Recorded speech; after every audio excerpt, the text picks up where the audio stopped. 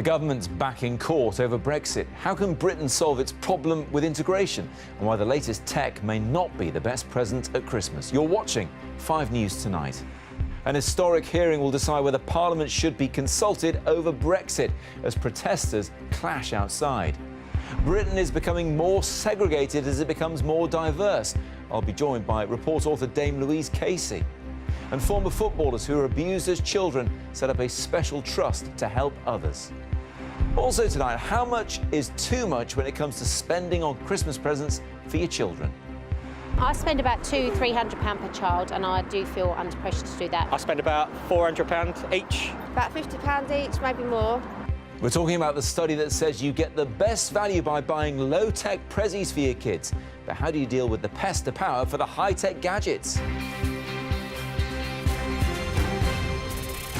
Good evening and welcome to 5 News Tonight. I'm Matt Barbett. The most senior judges in the land are deciding one of the most important constitutional cases in decades. Who should start the Brexit process?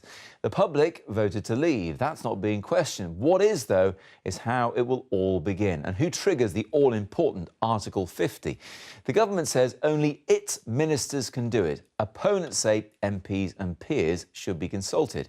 Well, the High Court agreed with them, but now the battle's been taken to the UK's highest court to decide who is right. Our chief correspondent, Tessa Chapman, reports. You don't usually see protests outside the Supreme Court, but then this is no normal hearing. Brexit matters to people on both sides. Inside this building, all 11 justices of the Supreme Court must consider who has the power to decide how we leave the EU and trigger Article 50. Gina Miller brought the case last month and won. The High Court agreed the government couldn't do it without the approval of Parliament. It provoked such anger she received death threats. In a rare move before today's appeal by the government got underway, this warning from the President. Anyone who communicates such threats or abuse should be aware that there are legal powers designed to ensure that access to the courts is available to everybody. And so started the fight back. It's the government's case that Theresa May can use prerogative powers to trigger Article 50 by herself. Her lawyers say Parliament had their chance to have a say back when the referendum was called. The triggering of Article 50, we say, will not be an exercise of prerogative power on a whim or out of a clear blue sky. It is the logical conclusion of a process in which Parliament has been fully and consciously involved, a process in which Parliament resolved to put a clear and decisive question. This is an incredibly complex case and experts say it needs to be. We're in uncharted territory. I mean, Article 50 has never been used. Obviously, leaving the EU is a dramatic thing. The question of whether the government can leave the EU solely exercising its prerogative powers or whether Parliament has to approve that in legislation is simply a brand new and enormous legal question that's obviously never come up before in this country or any other country. And it's all playing out under the watchful eyes of voters, like in Bexley, where they voted overwhelmingly to leave. Totally have a vote, because at the end of the day, it's not one woman that should have the control over it all. Parliament should be able to vote because it's an important matter. She should be allowed to push it through, I agree, because we've already voted, so everyone's done what they said they'd do. Well, at the end of the day, it was a referendum, right? The people decided what they want to do, so therefore, why should it be overruled? The judges are considering this case knowing they have to distance themselves from the political storm surrounding Brexit. Some of them have come under scrutiny from the press on a level rarely seen before, but this is not a political judgment, but a legal one, and they have a duty to remain impartial. The referendum was hardly mentioned in court today, but this is one of the most significant constitutional battles in recent history, and everyone knows Brexit is right at its heart. Tessa's still at the Supreme Court now. So, Tessa, what else did you hear there about the arguments today? Well, there's been much discussion, Matt, today about prerogative. Government lawyers saying that it is a long-standing, well-recognised set of powers firmly established, essential to effective government. But they were tested by the judges, all 11 of them allowed to ask questions, and they will continue to do so tomorrow. We'll then hear, when the government's finished their case, from other interested parties. That'll all finish by Thursday, and we'll hear the judge's decision in January. In January. So When we eventually do get that ruling, what then happens? Well, if the government wins, Theresa May will be able to press ahead as planned and trigger Article 50 by the end of March. If the government loses, that's when things get interesting. There's a suggestion she might try and push a very short bill through Parliament, but if there are MPs who try to force amendments, it could take an awful lot longer. Tessa, thanks very much indeed. Next, parts of the UK are struggling to cope with the unprecedented pace and scale of immigration, and it's causing worrying levels of segregation. Those are the findings of a government-backed report which accuses the authorities of not tackling some of the problems for fear of being called racist. In a moment, I'll be asking the report's author what should be done about it. But first, Dominic Reynolds has been to Small Heath in Birmingham to find out what people there think. The names of the businesses, the clothes people are wearing, even the styles of the sweets. They all come from India, Pakistan and Bangladesh. But we're in suburban Birmingham, 5,000 miles away.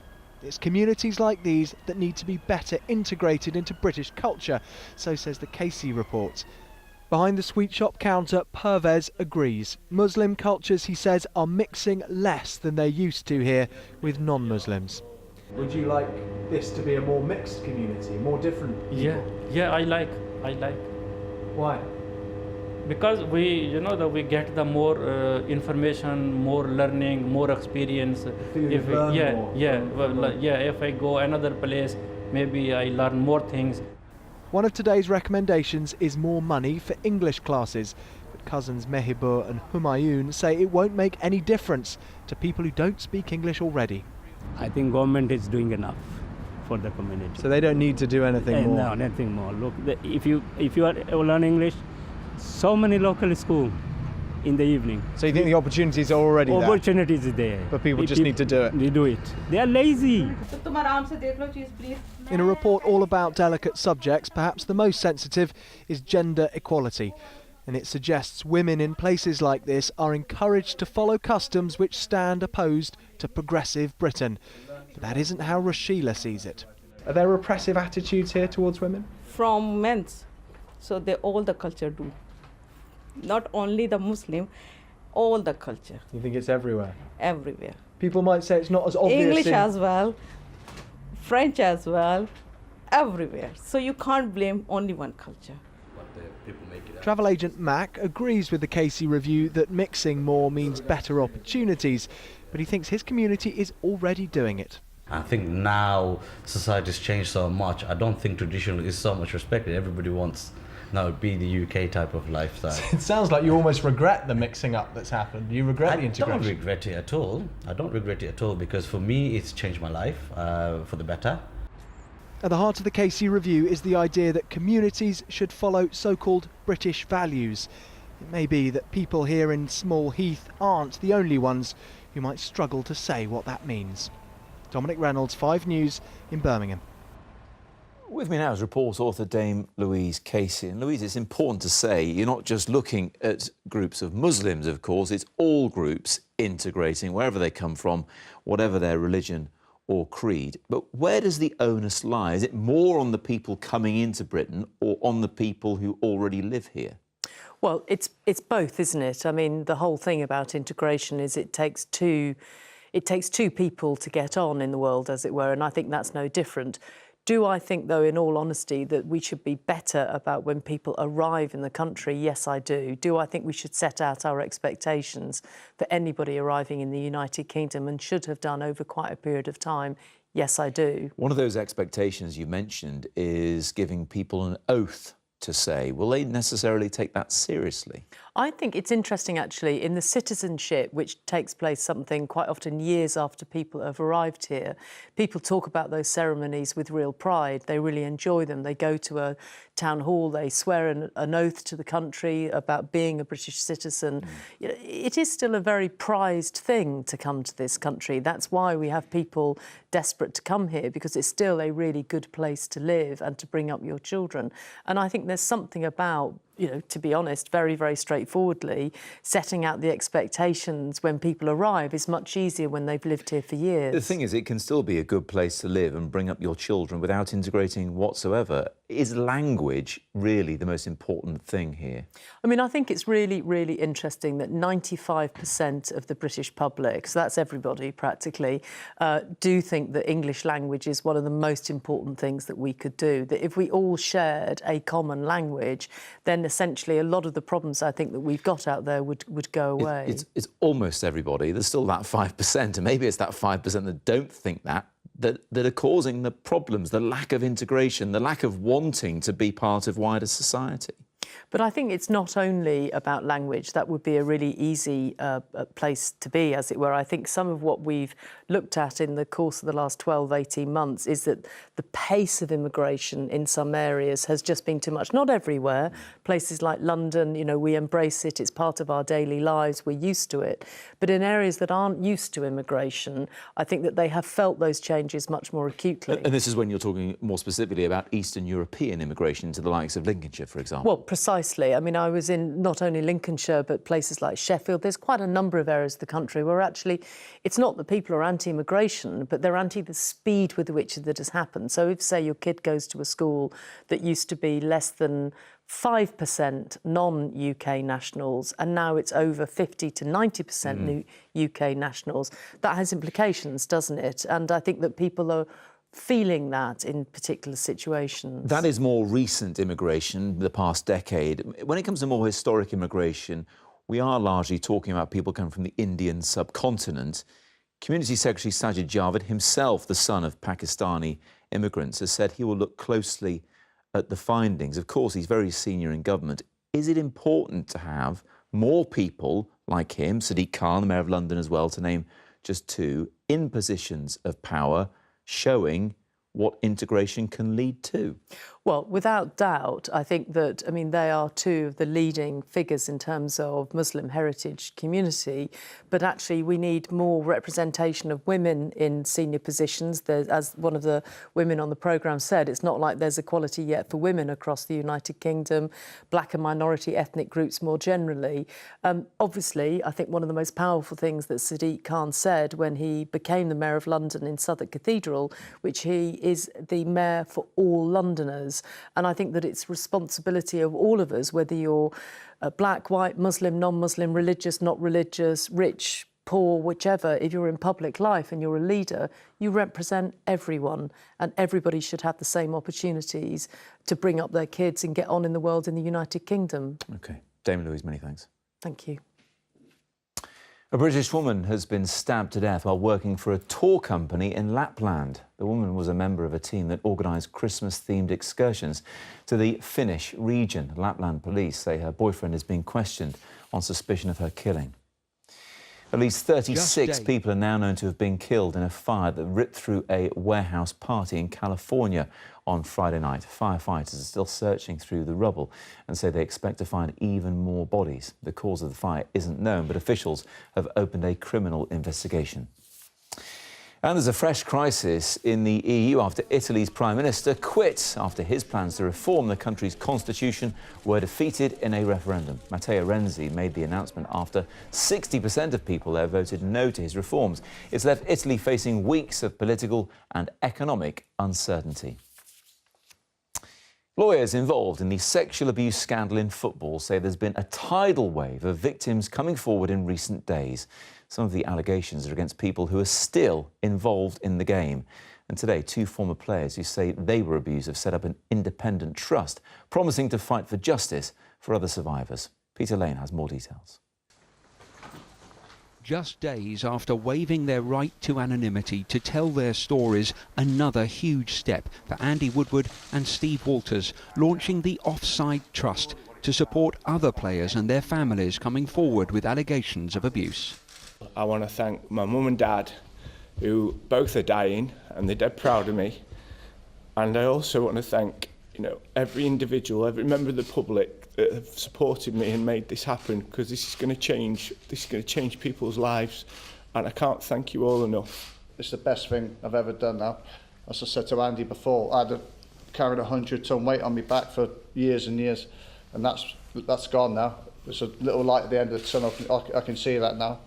The lawyer helping launch the trust says new allegations are arriving all the time, some relating to people still working within football. Yes, I think it could only be described as a tidal wave of victims coming forward.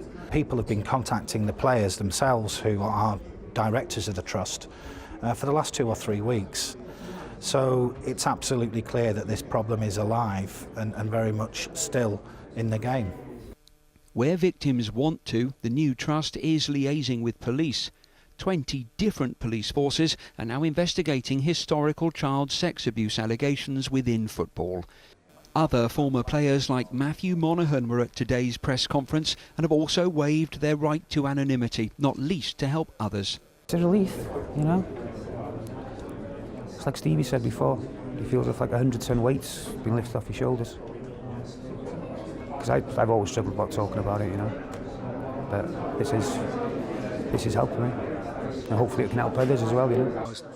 And Mark Williams has only just started telling his story. This is the first day he's spoken on camera. When I come here today, it's really, really tough. I played Premier League internationally, but if I can just make it okay for a child to come out and I'll find the courage to say, Dave spoke out, this is fine, it's okay, we can speak.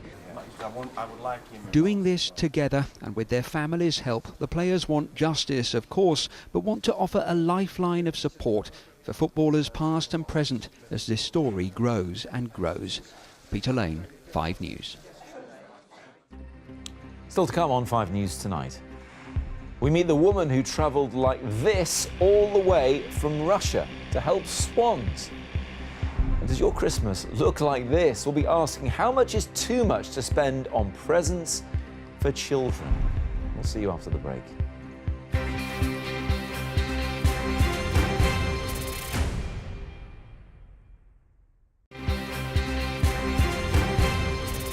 Welcome back. You're watching 5 News Tonight. President-elect Donald Trump has got himself into a very public row, this time with China. It all started after Trump took a phone call from the president of Taiwan, which China doesn't quite recognise as an independent country. Now, Chinese state media warned that any breach of their One China diplomatic stance would destroy relations with America. Well, that didn't stop the future American president, though, who then took to Twitter to post the following. Did China ask us if it was OK to devalue their currency, making it hard for our companies to compete, heavily tax our products going into their country? The US doesn't tax them, or to build a massive military complex in the middle of the South China Sea? I don't think so.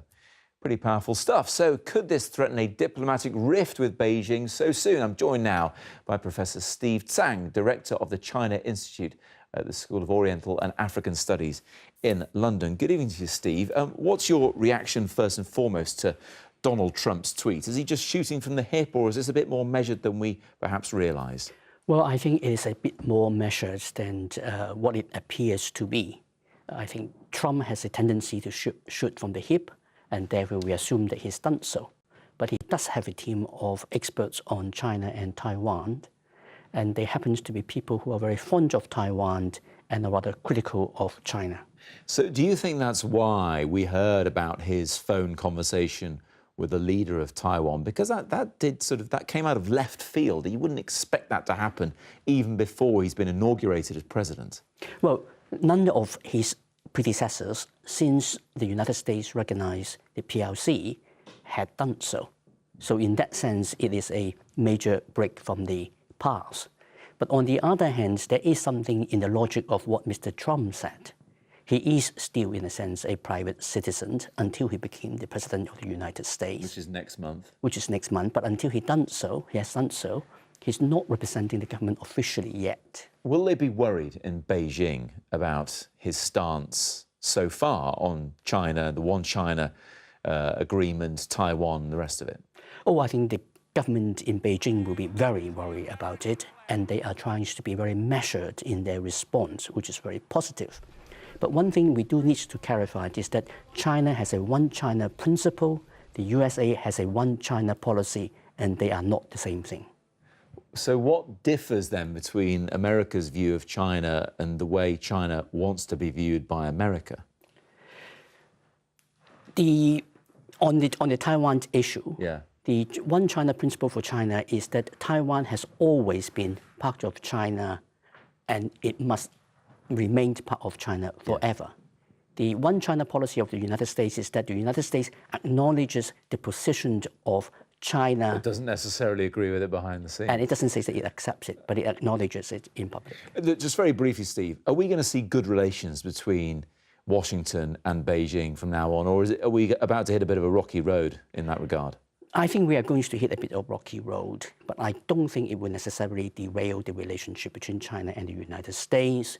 The Chinese government has chosen to respond in a very measured way, which means that they don't really want to put that relationship at risk if they could avoid it. Steve, many thanks indeed, especially on your first day in the new job at SOAS, so good luck with that as well. Thanks Thank you very much. Now, when Sasha Dench wanted to find out why numbers of swans had fallen drastically, she decided on a pretty novel solution. Strapping herself into a motorised paraglider, she took to the air and followed their migration route all the way from the Russian Arctic. After 10 weeks, 4,500 treacherous miles, and more than a few mishaps, today she landed back here on British soil. Ruth Liptrot was there to greet her.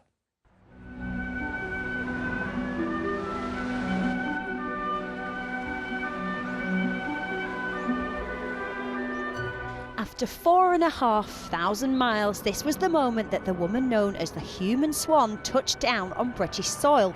And as landings go, thankfully, it was more of a graceful swan dive than a nosedive.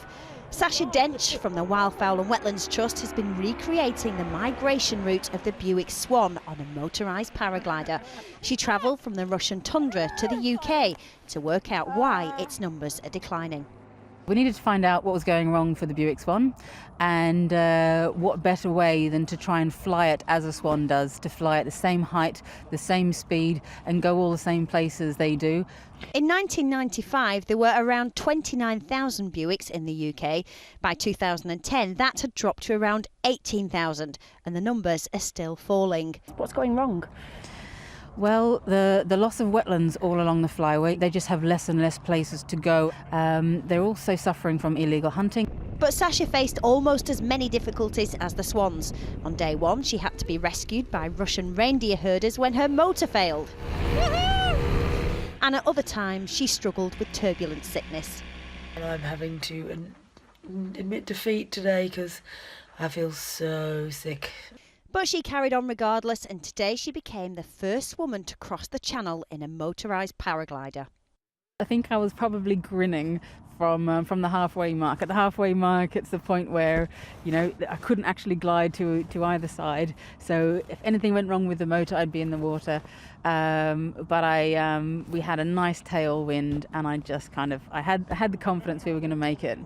Next week, she'll be taking a petition calling for better protection for the Bewicks to Downing Street. After that, like the swans, she'll be staying put for the winter. Ruth Liptrot, 5 News. Now, have you done your Christmas shopping yet? Me neither. How much does it cost you? Probably not enough yet. It's easy to get caught up in the pressure to create the perfect Christmas, especially for kids, and end up spending hundreds of pounds, perhaps more than you wanted to. But a new study's revealed that actually it is the smaller, low-tech toys that represent the best value for money. The survey found that small outdoor toys like balls, hula hoops are used on average 53 times a year, meaning they cost just 42p per play. Games consoles get used the most, 170 times a year, but are also the worst value for money gift, costing an average of £1.30 per play. Board games, though, are also bad value, getting used just 25 times a year. That means £1.12 each time they're played with. Joining me now are 2 experts in present and parenting, I should say. Parenting expert Liz Fraser and blogger Emily Leary. What do you think about this value for money thing, Liz? Well, I mean, it's just a question of maths at that point, isn't it? Value for money. Obviously, if it costs £1,000 and you have to use it an awful lot of times before it's going to be 42 pence a play, whereas a ball, which costs 20p, So if you do it that way, if we're calling it value for money in actual money terms, it's kind of a nonsense, isn't it, really? But the point with present giving, first of all, is that you shouldn't give presents because you should give presents. Give presents because you because it's you want nice, to. you know, because you want to give presents. And also, you can't predict what they're going to play with. We can't put that on them. Like, well, I've bought you a trampoline and it was really expensive, so you should play with it X number of times, because that makes it... I've said those exact words about a trampoline, as it happens. Emily, as a mum blogger, do you ever get sort of tied up in the whole competitive parenting thing, i.e. their friends getting one of these things, I better do something similar? I guess there is an element of that. I mean, I'm fairly immune to it, but I mean, there will be little comments all the year round kind of thing. They'll go to their friend's house and they'll say, you know, so-and-so seems to have the latest console. And so they're guilting you into spending more than you want. Or everyone else seems to be getting this latest toy for Christmas. Yeah.